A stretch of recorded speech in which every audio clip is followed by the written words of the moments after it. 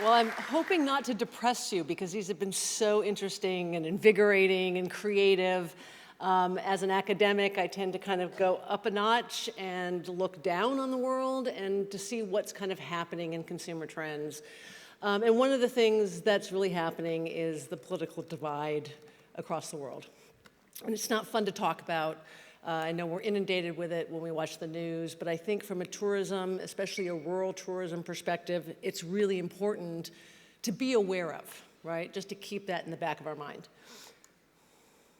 Let's see how this works. Okay, so I'm going to kind of give you an example from the US, but I think that it applies really across the globe. There are certain rural communities that are very perhaps engaged in maybe a counter-political narrative to what the mainstream is. And that has an impact on whether tourists will visit us. So I'll talk first about the United States, and there is a huge widening divide, right, between the conservative and the liberal, the right versus the left, the Republicans versus the Democrats, however you want to phrase it. And it's getting to be kind of a challenge because people will vote with their dollars, right? They will support the value systems that they believe in. Consumers are becoming more aware of the power of their purchasing decisions and how they can influence the products that are being produced by what they choose to buy. And tourism also falls into that. It's only logical to assume that some of these moral convictions that are in contrast to different moral convictions can impact visitation in rural areas. So this is just a quick example in the United States. In 2004, we had people that were strongly conservative, we had people that were strongly liberal, but most of the American population were pretty in the middle, what we call moderate politically. By 2017, that had completely changed, and it's even a wider divide now. We also see that in the European Union. There are certain countries that have enacted policies that may be considered very, very conservative. There are countries now that are banning gay rights. We also have countries like Scotland that we would consider very, very liberal, where sustainability is such a mainstay in life, and there are people that don't believe in sustainability, right? There are political value systems that don't believe in climate change. It's not about whether they're right or wrong, that's not the purpose of my presentation, but to kind of look at how we are really splitting that way and how that affects our identity. So we have a number of different types of identity. I'm a teacher, right? I'm a professor, so I've got to kind of start at the beginning. We have social identity, and it kind of argues that we identify through group. That's how we identify our value systems, how we see ourselves. We generally think those that have the same value system as us are good or positive, and that those that have very different value systems are somehow bad or negative. We all do this. We all do this naturally, and so it's important to realize that individuals hold multiple different identities. It could be based on your age, your generation, your gender, your level of education. We have different groups. I'm an educated woman, so that kind of creates a certain aspect of who I see myself as. Do I relate with uneducated women? Do I relate with educated men? All of those things get very, very complex. But social identities are the groundwork for how we choose to behave, okay? That leads into a political identity that is relatively new in kind of human nature. Political identity generally arises when someone believes that certain policies are correct and that they align with that personal identity. You can say, hey, I'm working class, therefore I believe X, And so they do have these common traits amongst themselves that then translates into the way they see the world, which then translates into their political identity and the policies that they may or may not support. Especially in the UK, you guys are probably very familiar with class identity, right? In the United States now, we've never really had much of a class identity. I wouldn't say we didn't have it, but we didn't have a lot of it. But we do now seem to have a very strong political identity, which is kind of replacing the class identity. As communities, we also have identity, right? We've talked a lot about community, as we talk about community development. Communities tend to want to create cohesion and finding consensus amongst the members of the community to form that cohesion, and that creates its own value system at the community level. And that can really be based on history, culture, your natural environment. It can influence social norms within a community. We all know that in different, say, ethnic groups or different religious groups, the norms are different. And that comes from a long history and a long tradition and a very specific value system. So identity in tourism, we have kind of two things happening at the same time. We have the traveler with their identity, and then we have the destination with its identity. We know that tourism is a cultural activity, right? And part of the tourist experience is to engage in cultures that may be different from our own. And that's the draw. That's what draws us to hop in an airplane, fly 10 hours, to spend a lot of our money to engage in a culture that's somewhat different. But tourism really is about the transformation of self. We know that tourists in general are pretty hedonistic. It's about, I'm spending my money, my leisure time, and I want to make sure I get the experience I'm looking for.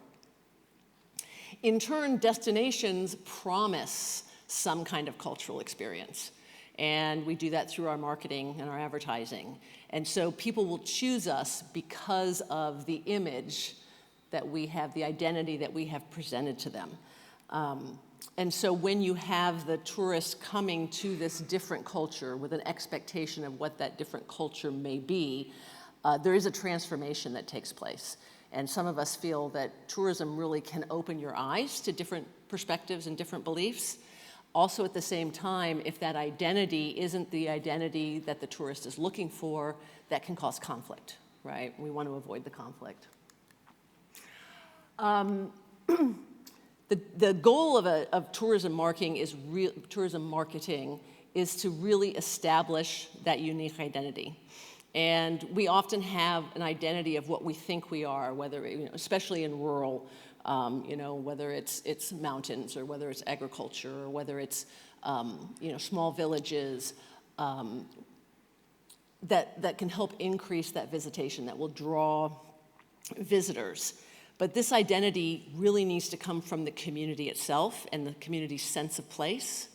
And often we forget about the politics that are a very big part of our community and a very big part of our sense of a place. I notice that in the United States, whether you're in the West, in the South, in the Northeast, we all have our own culture and our own identity that we're very proud of. I lived in the East for years, and all I kept thinking about is I want to go home.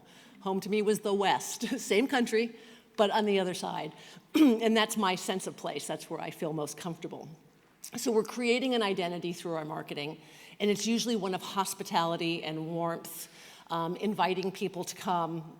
That's based on our sense of space, our sense of place. It's based on our environment. It's based on our tradition, and it's based on our human interactions between each other. But there are consumers, first off, there's media that can often tear apart that destination image that you've established.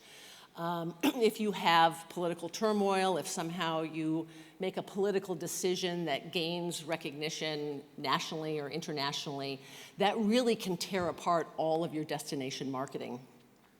And tourists will often choose their destination not just based on your marketing, but based on what they think they know about where they're going. Okay, so there are people that, if they are conservative, will be more inclined to travel to a place where they feel their conservative values will be appreciated. For an example, in the United States, we have what's called the Bible Belt, which is in the south southeast of the United States, and a lot of very conservative people will travel to those areas because they feel that their Christian values will be supported there, that they will find like people in their travels. They're still visiting a new culture if they're not from the South, but they feel like that inner identity will be appreciated there. There's been a number of studies, and here's just one. Basically says 39% of conservatives and 35% of liberals, and this is a global study, said that a destination's political orientation will influence their decision to visit there. Rural communities are especially dependent on urban visitors that will bring in high expenditures. I think we are all talking about in all the presentations, you know, hey, I have this farm and it's, you know, I've got this population, you know, around me. I've got these urban areas around me to support my visitation to my farm. Rural communities offer this idyllic nature-based experience. They are generally less likely to support sustainable development. They tend to be more industry and private enterprise focused, which may be great if you want to be a business owner, but as a destination that could deter from certain people that'd be interested in visiting. We know that rural areas tend to lean more conservative. We know that urban areas tend to lean more liberal. We also know liberals are far more likely to hold a passport and to travel internationally. We know that liberal travelers are far more interested in culture, in our kind of idyllic rural experiences and sustainability, and these people are more likely to live in urban areas. I'm not saying there aren't liberal people in rural areas, but they tend to come from the big cities. Conservative people tend to maybe inclined to visit people that are ethnically similar to them. You know, their sexual orientation is more aligned with theirs. They tend to not like kind of these extreme differences that may be aligned with a value system. And so that makes rural areas sometimes susceptible to, you know, a reputation of not being inclusive, of not being as welcoming.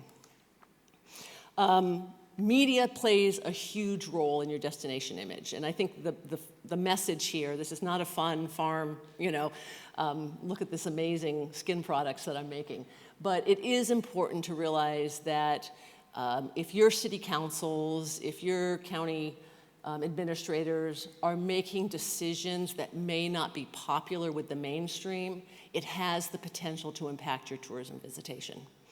And we're seeing that a lot in the United States. When Florida made it basically very unfriendly for same-sex couples, there was a huge ban of Florida. And you know, Disney World is in Florida, one of the biggest attractions in the United States. And they lost about half of their visitation over a 2-year period just because of the policies that the governor of Florida had enacted. So it's important to think about these things as you're building your sense of community, as you're building your agritourism product, to make sure that those political, political decision makers are on board and understand that they may make policies based on a value system that doesn't necessarily translate in a tourism economy. That's kind of the bottom line. I think we need to think more deeply about how we segment tourists and how we promote destinations. Because it does seem that we are becoming more divided rather than more united, at least at a global level.